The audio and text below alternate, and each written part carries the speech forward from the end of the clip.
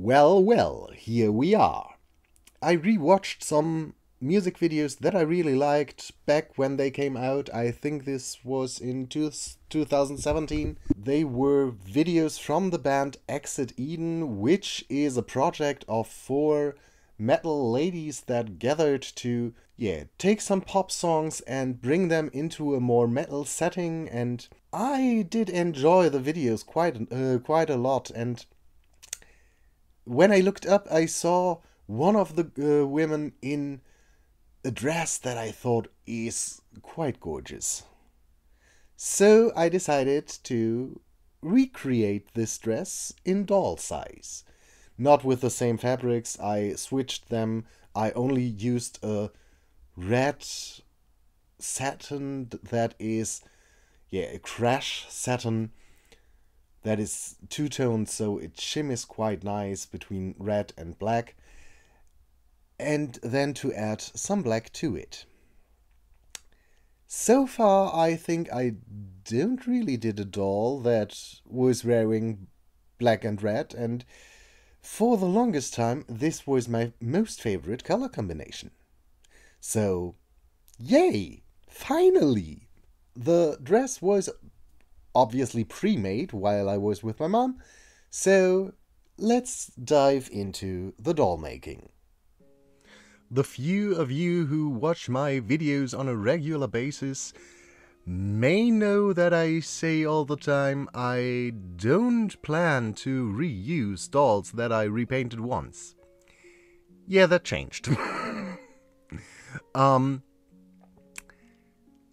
I decided to not buy any more dolls until I used up all of the ones I already have. Because they take up a lot of space and I have quite a lot. So, yeah. But because sometimes I have very specific ideas, I need a specific doll. And let's face it, I use the base dolls, Frankie and Draculaura, quite a lot. So I needed Draculaura for the dress. This one was a doll I liked, but not so much. She always stood quite high in the shelf with my dolls so that no one could see her. So that was why I decided to reuse her for this project. And to be fair, I wasn't completely happy with her from the start. I made her in a challenge video that I will link on the screen. And I used, real makeup for her face up, and it wasn't the best. So I decided, let's give her a chance to glow a little bit more. With 2 layers of MSC, she was prepared far enough that I could start the repaint. So I choose my soft pastels and my watercolor pencils and, prepared them. For the repaint itself, I wanted her to be, quite gentle in color and natural, pretty, fair. All the things that I thought would fit to more or less a goth. I didn't want to go too overboard with it, so I decided against using too much black. But with the dress and its color, I thought a fair skin would be a nice contrast, and then to bind everything together, give her a darker makeup, especially in the lips. And that was what I did. For her lips, I layered different colors. First, a very vibrant red that I would call lipstick red, because it has the tint of these iconic red lipsticks. And then I layered some black on top, and with the next layer of MSC I then put some more black, some more red, some more reddish brown, just to get a rich color that goes into a burgundy red and complements the dress. To sketch out her eyes, I made a slight mistake, I think, because I used yellow ochre, and she has a little bit of yellow eyes in the end, because I didn't use white acrylic paints for the white of her eyes. For the sclera I only used white pencil, and that shows a little bit in the end. It is not too bad, but maybe she has yellow fever, I don't know. Because of the whole being a bit complementary to the dress, I decided to give her green eyes, which obviously is the opposite color of red in the color wheel, and so we have a complete, you know what I mean. But also it looked quite cool. Normally I have a tendency to go with blue eyes, but the green eyes really popped, and I left them to be a little bit yellowish also.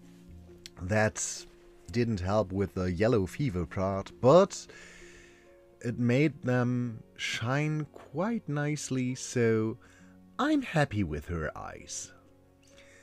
The eyeliner I decided to make a little bit bolder this time. Normally I try to make them quite thin. This time I made it thicker and draw on some eyelashes. And with her eyeshadow that I also made, she has a little bit more makeup than I do regularly. With acrylic paint I gave her some highlights in the eyes, and then it was time for my most hated part, gluing on the lashes, which went surprisingly well this time. I was quite shocked how not difficult it was. Normally I struggled so much with it, but this time it went insanely well. So, yay me! As soon as that was dry, I could finally put on some gloss and call the repaint done. And I have to say, I really like her face. For her hair, I really wanted to use yarn again. I don't know what it is. I totally love the look of yarn hair, but I struggle to use it because I do think the look is not so popular. But I do like the effect, and I think it's very easy to style, which is a plus. My idea was that she will get a more dark hair color, but I only had a light brown, so I tried to make it darker with some chalk pastels, which looked awful. It lost every little bit of gloss that is there when you straighten it. So I thought about giving her black hair in the end, and that was not an option for me. So I had to go and buy some brown yarn. And boy was I happy I did in the end. So After I returned, I took out the brown yarn, wrapped it around a box to get some length of it, and then, put it on to this cloth hanger. And I decided to try something. Normally I just brush out the yarn as is. This time I tried to detangle it first and brush it out afterwards, to see if this will give me a little bit more length. It did, but it was quite insignificant, so I went back to just brushing it out straight away, because detangling it is quite... it takes some time, and that is some time that is quite boring. Next step, taking the brushed out and straightened yarn, cut off a little bit of it and glue it to a plastic surface to get some wefts. Obviously I did this with all of the hair. I just show 2 pieces here because, you know. And then I had to let it dry. Surprise, surprise. And I could have made a wig cap in this time, but I don't learn too much in one video, so I decided not to do. Because I thought I wanted to make a half updo, I decided to curl at least some of the strength, some of the hair, by taping it to a brush and then just going over it with my straightening iron. And then I left it to the side to cool off, because the more time it has to cool off, the more likely it is that the curls will stay. I didn't do this to all of the hair because that takes far too much time, and who has time for something like that? I only did it for the parts that I thought were necessary. And to my own surprise, this time all of that worked out. Normally I encounter some problems with my ideas. This time, yay, it worked. So again, yay me! I glued the wefts, or the curled wefts, on first, and then put the rest of the yarn onto her head and try to remember which way I want them to go later. I had this updo in my mind that in the end resembles quite a lot the hairstyle that Clementine wears in the video. So we have some strands, some hair falling over her shoulder, and the rest going up in... I don't know how it's called in English. In German, it has the lovely name of a banana. Which make me hate this hairstyle quite a lot, but the look is quite cool in the end, I think. So, with that, I glued all the wefts, the bang part and the back part, as I thought it would be right.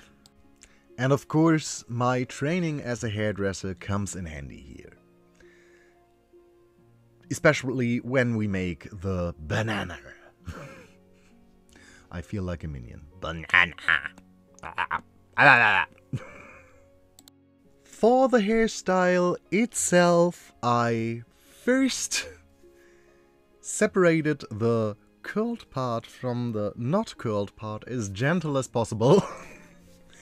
And then tried to brush it into the direction that I wanted everything to go. Then I neglected everything of that and put it back into something else to glue on the hairband that I had made. And with that, I was able to brush it into the directions that I wanted it to go. When you do this style of hair on a human, you brush everything into one direction and pin it down at the back center of the head. And then twist the length of it into itself and pin it down also. Yeah, that was not an option here because I don't have pins like that, so I used glue. Her hairstyle will be permanent again. I don't care. At least it looked good in the end. That was my main concern. Because sometimes when styling dolls, I have the feeling that my finished hairstyles don't really look finished. That may have to do with me not being a hairdresser at heart. I learned to be one, I worked as one, I was not the worst one, but yeah, I mainly loved to do haircuts. The rest was not my thing. I think to be a good hairdresser, you really have to be one at heart, like my ex-boss. She is one of the best hairdressers I know, and she is divine when it comes to coloring, and yeah, I think you have to be someone like that to really be a good hairdresser, or to be good in what you do. Anyway, on to finally show you the dress. As mentioned, I don't learn too much in one video, but I finally decided to trace the pattern into a book to not have to redo the patterns for every single doll, because I don't know where my pattern is that I made the time before. So, yay me! Now we have a pattern book that might get used. So here you see the pattern I made. The pattern for the sleeve is more or less the same for the skirt, but you don't gather it. So yeah, at least you saw the pattern. That is all I can do for you. Now finally let's get the poor thing dressed. The skirt comes first, and as you may see in the end, the dress or the skirt is a bit longer than her foot, at least in the front. In the back it's far longer, because I wanted a train effect, and you know. I basically used the shape that I used for the sleeves as well, just elongated it a little bit at the ends where the back seam will be, or now is. And with that, I got the train effect, and then I gathered it in the back and not so much in the front. Sewed it into a waistband, and now it was time to sew it onto her. The corset. I'm proud of it. It worked exactly how I imagined it. I wanted to have these hip extensions. I tried to make a corset like that once before. That ended up on my cottagecore girl with the hip extensions removed because it looked terrible. This time it worked. Yay! I bulked out the hips, and when I made the pattern by using tape, I incorporated this into the pattern, and that worked very well. So it was just stitching it on and then giving her her sleeves. And if you would make something like this on a human size, you would have to need elastics. For our doll size, it supports itself. Yay, isn't it great to make doll-sized clothing? It can be so much easier in some points. Then it was finally time to reunite the head and the body. I had to fix a minor issue with her neck part, but with that she was finished. So this is her. I have to say, she turned out far more beautiful than I had imagined her in the beginning. And second thing, I think she might be one of my favorites so far. I do love the dress, I do like her hairstyle. Finally again some yarn hair. I always don't really know why I neglect yarn hair so often, but doesn't matter. Yeah, I think she turned out extremely nice, and I hope you like her too.